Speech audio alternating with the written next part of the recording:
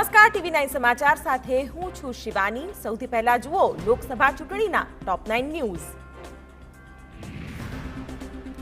લોકસભા ચૂંટણી માટે ભાજપે પોતાના ઉમેદવારોની પ્રથમ યાદી જાહેર કરી છે, જેમાં 195 ઉમેદવારોને ટિકિટ આપવામાં આવી છે। પ્રથમ યાદીમાં વડાપ્રધાન મોદી સહિત 34 પ્રધાનોને ટિકિટ આપવામાં આવી। વડાપ્રધાન મોદી વારાણસીથી ચૂંટણી લડશે, જેમાં 28 મહિલાઓ, 47 યુવાનો, 27 SC, 18 ST અને 57 OBC ઉમેદવારો સામેલ છે। તો ભાજપે ગુજરાતની 26 બેઠકોમાંથી 15 બેઠકોના ઉમેદવારોના નામ જાહેર કર્યા। જાહેર કરાયેલી યાદીમાં 15માંથી 10 વર્તમાન સાંસદોને રિપીટ કરાયા છે, જ્યારે 5 સાંસદોના પત્તા કપાયા છે। પ્રથમ યાદીમાં 2 મહિલા ઉમેદવારો અને 2 પાટીદાર ઉમેદવારના નામ જાહેર કરાયા છે। માહિતી પ્રમાણે ગુજરાતની અન્ય 11 બેઠકોના ઉમેદવારના નામનું એલાન એક સપ્તાહમાં થશે। ભાજપે ગૃહપ્રધાન અમિત શાહને ગાંધીનગર લોકસભા બેઠક પરથી મેદાનમાં ઉતાર્યા છે। અમિત શાહ 2019 લોકસભા ચૂંટણીમાં જંગી વોટથી જીત મેળવી હતી।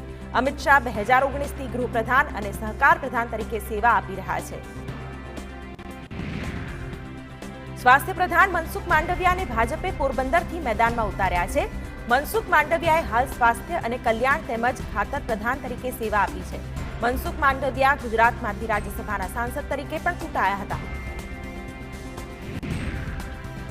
ભાજપ પ્રદેશ પ્રમુખ CR પાટીલને પણ ભાજપે ટિકિટ આપી છે।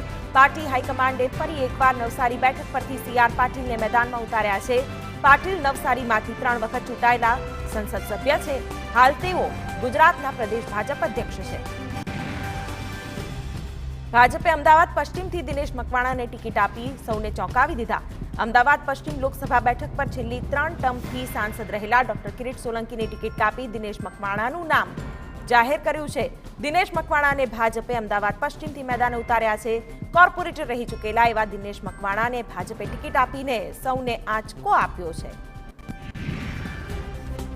બનાસકાંઠા લોકસભા બેઠક પર ભાજપે વર્તમાન સાંસદ પરબત પટેલની ટિકિટ કાપીને રેખાબેન ચૌધરીને મેદાનમાં ઉતાર્યા છે। તો જામનગર બેઠક પરથી ફરી એકવાર પૂનમ માડમને ટિકિટ આપી છે। ટિકિટ મળતા પૂનમ માડમે વડાપ્રધાન મોદીનો આભાર માન્યો। કહ્યું તેમના નેતૃત્વમાં સતત ત્રીજી વખત લોકસભાના ઉમેદવાર તરીકે તક મળી।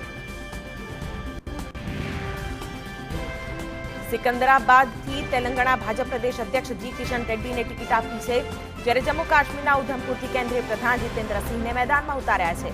મથુરાથી હેમા માલિની, મુઝફ્ફરનગરથી સંજીવ બાલિયાનને ટિકિટ આપી છે, તો મધ્યપ્રદેશના પૂર્વ CM શિવરાજસિંહ ચૌહાણને પણ ટિકિટ અપાઈ છે। ભાજપે અરુણાચલ પ્રદેશથી કેન્દ્રીય પ્રધાન કિરણ રિજિજુને ટિકિટ આપી છે, તો આસામના દિબ્રુગઢથી વર્તમાન સાંસદ અને કેન્દ્રીય પ્રધાન સર્બાનંદ સોનોવાલને મેદાનમાં ઉતારવામાં આવ્યા છે। આ તરફ ઝારખંડના ગોડ્ડા બેઠક પરથી નિશિકાંત દુબેના ટિકિટ અપાઈ છે।